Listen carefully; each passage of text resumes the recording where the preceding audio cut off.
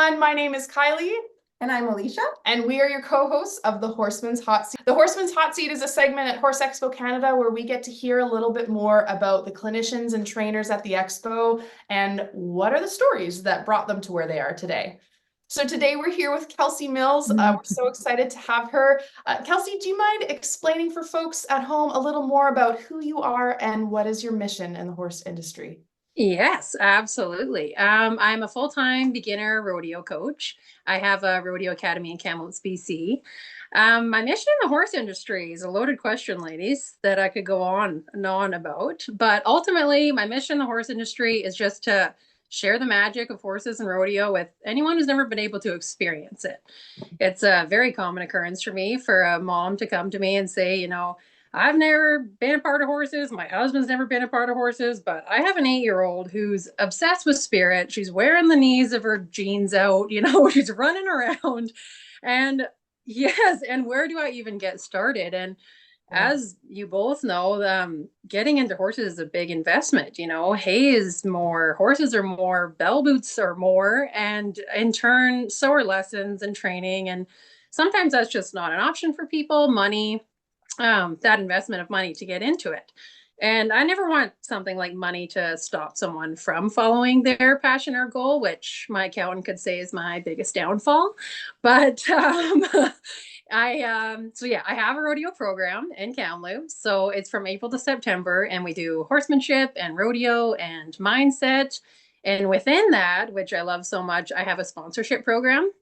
So how that works is I send out an application a few months before my academy, and then students just go online and fill that out. And this year we had 100 applicants, which was amazing. But, they're so heartfelt, like to read them and just knowing what horses have done for me in my life. I just want to give it to everybody. But with the help of myself and some other sponsors, we were able to accept 6 students so far. And we have a couple weeks left in our sponsorship process, hoping to get a few more, but just sharing it with as many people as we can.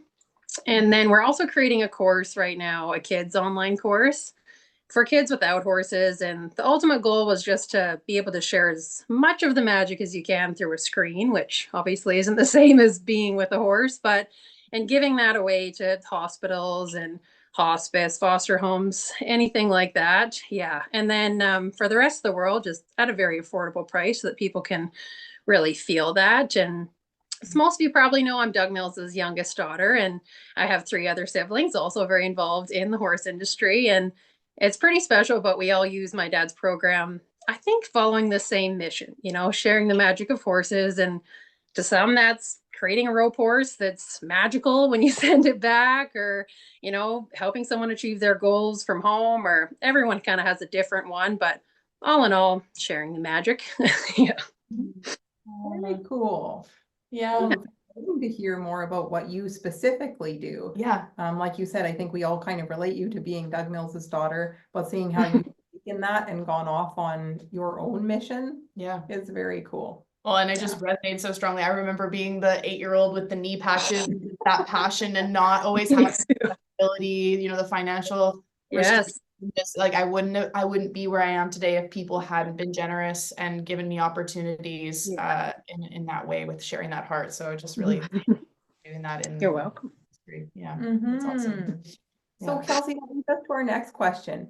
What do you hope that Horse Expo attendees take away from watching you at Horse Expo Canada this year? Yeah, I hope I can give everybody a couple tools, really.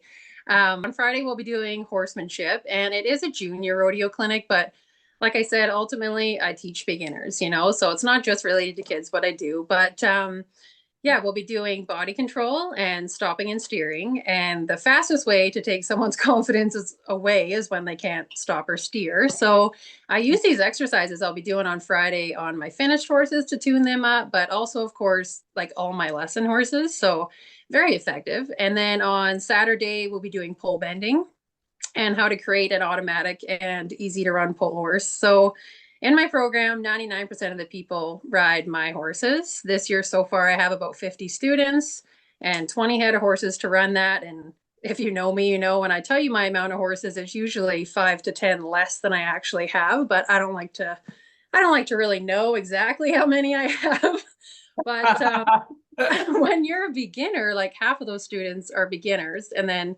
another half maybe have never even rode a horse before when they start with me in April. And by the time we reach June, they got to go to a rodeo. You know, it's time for them to go around a barrel or a pole. And as we all know from being a beginner, whether, you know, you go on your first trail ride alone or you go to a show or your very first rodeo, sometimes your only mission that you have when you get to that event is to like stay on and not pee your pants. And like, you know, like there's sometimes you won't steer or you won't do what you thought you were going to do just when kind of nerves take over. But so then it's my job to make sure my horses are really automatic and just set my students up for success, that they just have to hold on and not pee their pants for the most part. And like I said, you know, I use these on children year round. So like the exercises that I teach and the tools that I teach in this clinic are simple enough for a 6-year-old, but also maybe a beginner 65-year-old that's just starting out. So just tools everybody can use.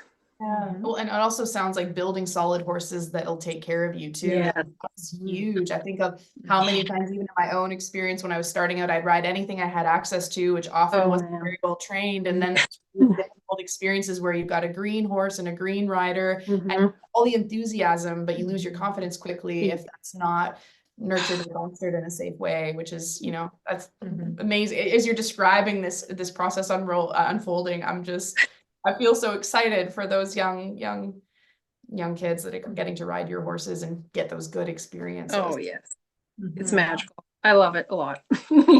Well, thank you so much for being here with us today. I get excited that we're going to get a chance to spend more time with you at Horse Expo Canada at the end of April 26th to 28th in Red Deer, Alberta. And so this is, thank you just for giving us a little bit of a taste of what we can see or what we can expect from you once we get there. And we just so look forward to meeting with you and spending time with you at Horse Expo this year. So thanks, Kelcie. You're welcome. Thank you, girls. Awesome. Have a great day. You too. Bye. Bye.